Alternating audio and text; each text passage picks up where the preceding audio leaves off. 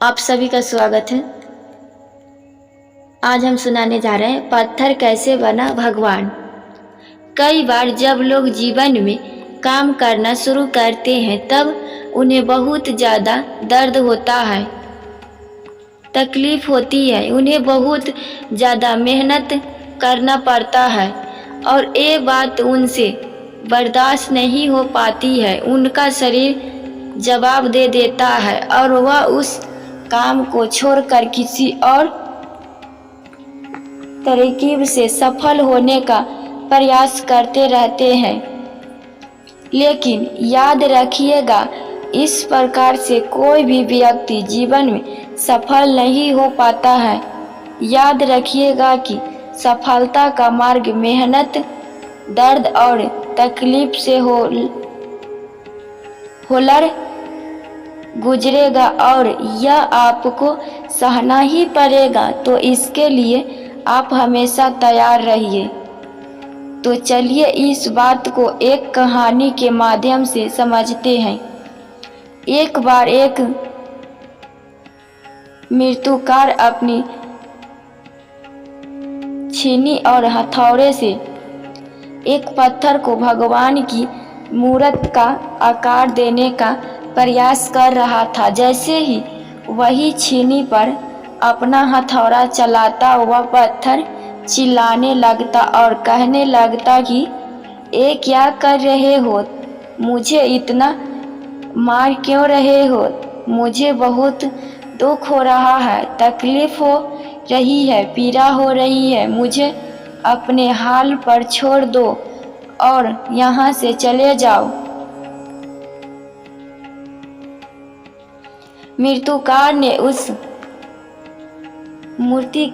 उस पत्थर से कहा, मुझे बहुत अच्छे से पता है कि तुम्हें बहुत ज़्यादा दर्द हो रहा है, तकलीफ हो रही है और तुम बहुत ही ज़्यादा पीड़ा में हो। लेकिन यदि आज तुमने इस दर्द को नहीं सहा, इस तकलीफ को नहीं सहा, तो जीवन भर तुम यहीं इसी प्रकार से परे रहोगे। मुझे पता है कि तुम में आगे बढ़ने की अपार संभावना है। तुम एक बहुत अच्छे पत्थर हो, लेकिन यदि तुम इसी प्रकार से रहोगे तो कभी भी आगे नहीं बढ़ पाओगे। इतना कहकर मूर्तिकार औजार उठाए ही थे कि पत्थर फिर से चिल्लाने लगा, गिड़गिड़ाने लगा, विनती करने लगा कि मुझे अपने हाल पर छोड़ दो। मुझे पता है कि जीवन के लिए कौन सी चीज़ सही है और कौन सी चीज़ गलत है। मुझे बहुत ज़्यादा दर्द हो रहा है, अब मैं इस तकलीफ़ को बहुत ज़्यादा नहीं सह सकता। मैं जिस हाल में जो उस हाल में छोड़कर मुझे तुम यहाँ से चले जाओ। उस मूर्तिकार फिर से उस पत्थर को समझाने की कोशिश की, ज़्यादा अधीर मत बनो और अपने सर्व को बनाए रखो। थोड़ी देर और इस दर्द को सहो। यदि इस दर्द को सह लिया तो मैं भगवान की मूर्ति के रूप में तुम्हारी स्थापना करवाऊंगा और फिर दूर दूर से लोग तुम्हारी पूजा करने आएंगे और पंडित और लोग तुम्हारी सेवा करेंगे। लेकिन पत्थर ने उस मूर्तिकार की एक भी बात नहीं मानी। वह चिल्लाता रहा और अपनी बात पर अड़ा रहा।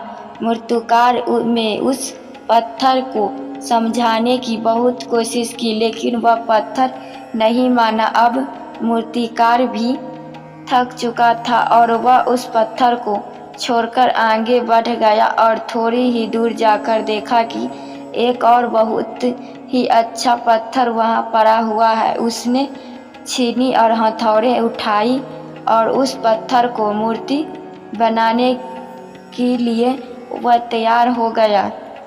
मूर्तिकार ने छीनी हथौड़ा का वार दूसरे पत्थर पर जारी रखा। दूसरे पत्थर को भी दर्द हुआ, तकलीफ उससे भी हुई, लेकिन उस पत्थर ने बर्दाश्त कर लिया और देखते ही देखते थोड़ी समय के बाद उस पत्थर ने भगवान की मूर्ति का रूप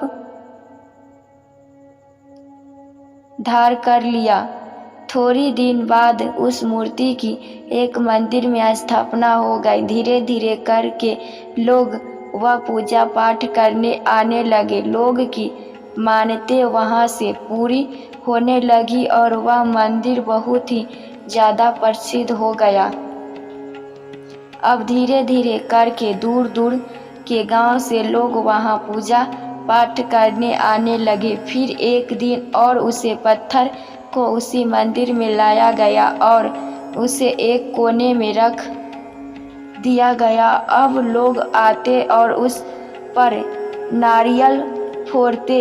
एक कोई और पत्थर नहीं बल्कि भी पत्थर था जिसने दर्द को नहीं सहा था। अब वह पत्थर मन ही मन बहुत ज़्यादा पछता रहा था, दुखी हो रहा था और अपने आप से कह रहा था कि काश मैंने उस दिन उस दर्द को, उस तकलीफ को सह लिया होता तो आज लोग मेरी भी पूजा करते। इसलिए आप भी अपने जीवन में हमेशा याद रखिएगा कि जब भी आप अपने करियर की शुरुआत में किसी काम को कर रहे हो, पढ़ाई कर रहे हो या कोई भी काम कर रहे हो और उसमें आपको दर्द हो रहा है, तकलीफ हो रही है, ज़्यादा मेहनत करना पड़ रहा है, तो आप रुकिएगा मत, किसी और रास्ते की शुरुआत मत करिएगा, क्योंकि कोई और रास्ता आपको सफलता नहीं दे सकता है। आपको उस दर्द को, उस तकलीफ़ को सहना ही होगा और उस दर्द को, उस तकलीफ़ को सहकर आप ज़्यादा मजबूत बनेंगे और तभी आप अपने जीवन में आगे बढ़ पाएंगे। और जीवन में हमेशा याद रखिएगा कि आपको पहले पत्थर की तरह नहीं बल्कि दूसरे पत्थर की तरह बनना है। यदि ये कहानी आपको पसंद आई हो और इसमें कोई सीख मिली हो तो अपने दोस्तों और अन्य लोगों के साथ शेयर ज़रूर करिएगा।